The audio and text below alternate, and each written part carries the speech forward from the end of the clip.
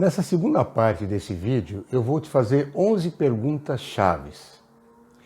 Você fica com raiva porque isso lhe dá a sensação de ter mais poder e domínio das situações?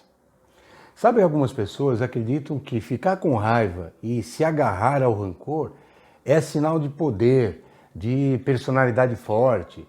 Mas na realidade, a raiva e o rancor costumam encobrir sentimentos de impotência, de desilusão, de insegurança e até de medo.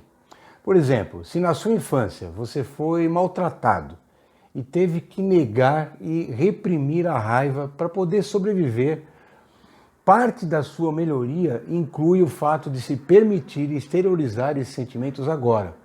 A exteriorização da sua raiva traz a sensação de defesa de si mesmo e da sua criança interior ferida, que não pôde fazê-lo na ocasião. Segunda pergunta, você utiliza a raiva como uma energia de ação? Essa energia da raiva, ela é importante para conseguirmos mudanças. Porém, essa mesma energia atua de forma diferente quando não direcionada para aspectos evolutivos. Pode ser uma força positiva se for canalizada para transformações necessárias, mas destrutiva se for mal direcionada. Mas até nas situações chocantes ela será útil depois. Lembre do ditado, Deus escreve certo por linhas tortas. Terceira pergunta, você usa a raiva para controlar os outros? Quando uma pessoa se enfurece, as pessoas próximas se sentem culpadas, assustadas e por isso às vezes se deixam manipular. Se utilizarmos a raiva como um meio de manipular os outros, certamente também provocaremos neles a raiva e o ressentimento. Quarta pergunta, você utiliza a raiva para evitar ouvir? O medo de expressar nossos próprios sentimentos utiliza da raiva como defesa para evitar a comunicação. Nesses casos, se considera a raiva como um escudo para não expor a nossa própria intimidade. Quinta pergunta, você utiliza a raiva para se sentir a salvo de pessoas que causam alguma ameaça para você?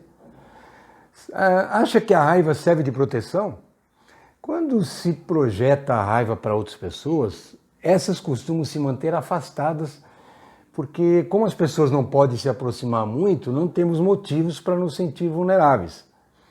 Porém, quando somos mais maduros, podemos sim encontrar uma forma melhor para nos relacionarmos. Pense nisso. Sexta pergunta, você usa a raiva como uma forma de querer ter razão? Perdoar não significa que você deva reconhecer que a outra pessoa tem razão e que você está errado. É possível outra forma de enxergar o mundo. Então se pergunte, desejo ter razão ou desejo ser feliz? Às vezes não é possível conseguir ambas as coisas ao mesmo tempo. Sétima pergunta, você usa a raiva para manter os outros no seu controle? Se você se aborrece com alguém, talvez deseje castigá-lo, né?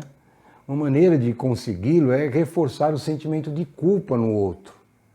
E o principal problema é que ao fazê-lo, de modo simultâneo, ainda que inconsciente, reforçamos nosso próprio sentimento de culpa, o qual inevitavelmente nos tornará tristes e diminuirá nossa autoestima.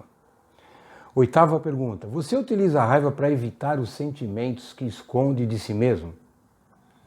Sabe que algumas vezes é muito mais cômodo sentir raiva do que o medo e a tristeza escondidos atrás da raiva. Uma das razões pela qual fica tão difícil perdoar é que para conseguir temos de colocar tudo às claras e aceitar a verdade do que realmente sentimos.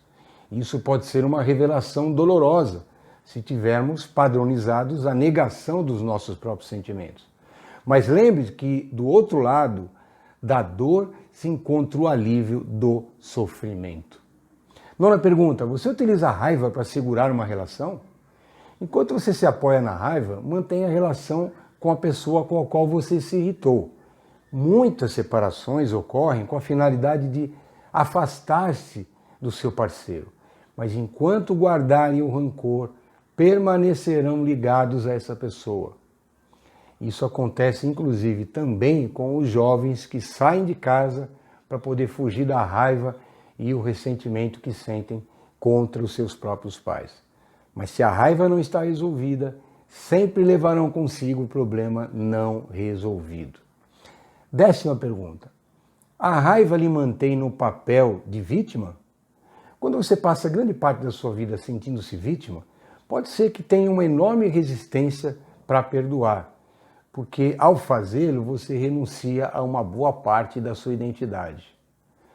Perdoar não significa negar que você tenha sido uma vítima. Quer dizer que o fato de ter recebido uma agressão não deve dominar a sua vida emocional atual. Lembre disso. 11ª pergunta. Você continua alimentando o seu rancor para não se responsabilizar pelo que acontece ou sente em sua vida? Esse comportamento é o que mais estimula a manter o rancor, porque enquanto o fazemos, podemos culpar o outro por nossa infelicidade. Isso não quer dizer que os demais não contribuem para a nossa felicidade ou infelicidade, mas sim que, em última instância, somos responsáveis pelo que sentimos.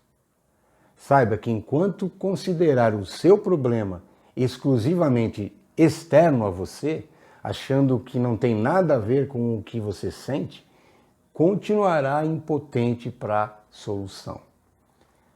A raiva crônica impede você de compreender que, independentemente da nossa relação atual com quem a provocou, somos responsáveis por nós nos prendermos a ela e também a nos libertar. Ok, reflita sobre essas perguntas quantas vezes forem necessárias. Aí estão as chaves da libertação de sentimentos que te escravizam. Compartilhe. E lembre também que amanhã eu vou postar a 3ª e última parte deste vídeo, dessa série. Soluções para canalizar a raiva a seu favor.